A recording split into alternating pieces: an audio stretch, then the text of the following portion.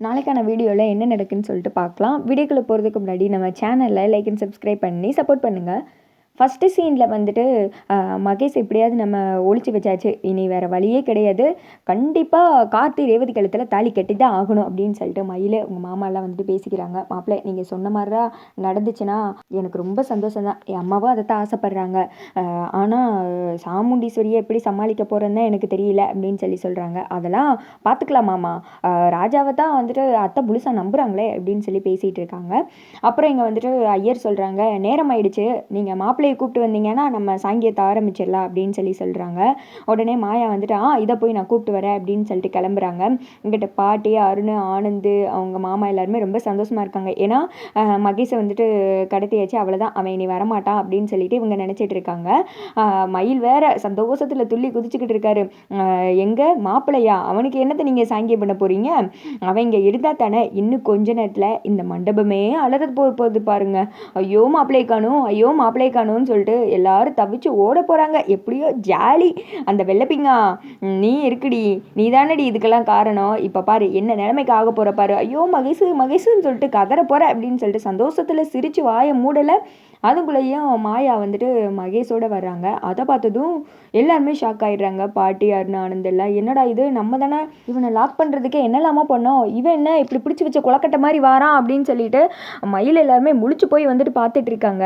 அப்போ மாயாவுக்கு ஒரு நக்கல் இருக்கு, ஆத்தடியாத்தா, எல்லாரையும் பார்த்து இப்படி முறைக்கிறது என்ன, சிரிக்கிறது என்ன, கண்ணை உருட்டுறது என்ன, நக்கலாக வாய வைக்கிறது என்ன, அவங்க வந்துட்டு அப்படியே மயில் முறைச்சிக்கிட்டே பார்க்குறாங்க. உங்கள் மாமா மயில் எல்லாரும் சேர்ந்து நீங்கள் உட்காருங்க மாப்பிள்ளை அப்படின்னு சொல்லிட்டு மாப்பிள்ளை வந்துட்டு உட்கார வைக்கிறாங்க.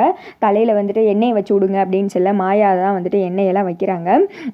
அக்கா இதெல்லாம் பார்க்கும்போது சந்தோஷமாக இருக்குல்ல அப்படின்னு சொல்லிட்டு சந்திரா வேற சொல்ல இருக்கு அப்படின்னு சொல்லிட்டு லைட்டாக சாமுடி சரி அதோட பேச்சை முடிச்சுக்கிறாங்க. அடுத்து வந்துட்டு மாப்பிள்ளையை போய் தலைவலியாக குளிச்சுட்டு நாங்கள் கொடுக்குற ட்ரெஸ்ஸை வந்துட்டு போட்டுட்டு வர சொல்லுங்கள் அப்படின்னு சொல்லிட்டு மாப்பிள்ளையை வந்துட்டு அமுச்சு விட்டுடுறாங்க. இவங்களுக்கு ஒரே குழப்பம் ஆயிடுது. ஒரு இடத்துல போய் கூட்டமாக வந்துட்டு டிஸ்கஸ் பண்ணிட்டு இருக்காங்க.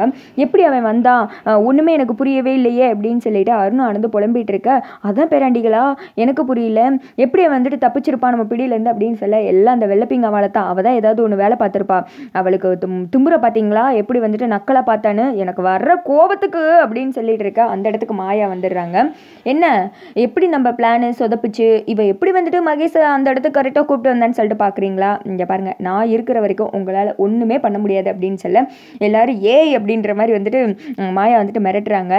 சும்மா இருங்க, இனி உங்களால் எதுவுமே பண்ண முடியாது, நான் நினச்ச மாதிரி தான் இந்த கல்யாணம் நடக்க போகுது, நீங்கள் என்னதான் உருட்டி மிரட்டினாலும் என்கிட்ட ஒன்றும் செல்லுபடி ஆகாது, உங்கள் பிளானெல்லாம் அப்படியே தொடச்சி மூட்டை கட்டி மூளையில் வச்சுருங்க புரியுதா அப்படின்னு சொல்ல, இந்த பக்கம் வந்துட்டு மயில் சொல்கிறாங்க, வெள்ளப்பிங்கா நீ ரொம்ப ஓவராக போய்கிட்டு இருக்க, என் அத்தைக்கு வந்துட்டு உன்னை பற்றி தெரிஞ்சுன்னு வச்சுக்கோ, அவங்களே வந்துட்டு உங்கள் 2 பேரையும் கழுத்து பிடிச்சி வெளியில் தள்ளி அவங்க ஒரு துப்பாக்கி வச்சுருக்காங்களே அதை எடுத்து சுட்டு பொசுக்கிடுவாங்க அப்படின்னு சொல்ல, அப்போ வந்துட்டு மாயா சொல்கிறாங்க, உங்களால் முடிஞ்சதை பாருங்கன்னு சொல்லிட்டேன், மகேஷுக்கும் ரேவதிக்கு தான் கல்யாணம் நடக்கும், நீங்கள் என்ன பண்ணாலும் சரி உங்களால் ஒன்றும் கிழிக்க முடியாது அப்படின்னு சொல்லிட்டு நக்கலாக பேசிக்கிட்டு சிரிச்சுக்கிட்டு மாயா அங்கேருந்து வந்துட்டு கிளம்பிடுறாங்க. இவங்களுக்குலாம் ஷாக்கு, என்னடா இவ இப்படி பேசிட்டு போகிறாளே அப்படின்னு சொல்லிட்டு.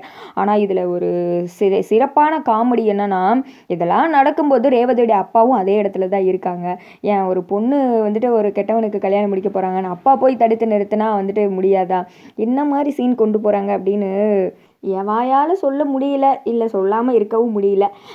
சரி எப்படியோ வந்துட்டு கல்யாண சீன் எப்போ வரும் அப்படின்னு சொல்லிட்டு தான் ஆவலாக வந்துட்டு வெயிட் பண்ணிகிட்டு இருக்க மாதிரி இருக்குது. ஏன்னா சாமுண்டீஸ்வரி எல்லாம் தெரிஞ்சு வந்துட்டு அமைதியாக இருக்காங்க. ரேவதி வேறு ஒருத்திக்க மகேஷ் தான் என் கழுத்தில் தாலி கட்டணும்னு சொல்லிட்டாங்க. இனி சாமுண்டீஸ்வரி சொல்லி ரேவதி கேட்பாங்களா, இல்லை ரேவதி வந்துட்டு புரிஞ்சுக்கிடுவாங்களா, என்ன எது ஒன்றுமே புரியல. அது கொஞ்சம் குழப்பமாகவே இருக்குது. நீங்கள் என்ன நினைக்கிறீங்கன்னு கமெண்ட் பண்ணுங்கள்.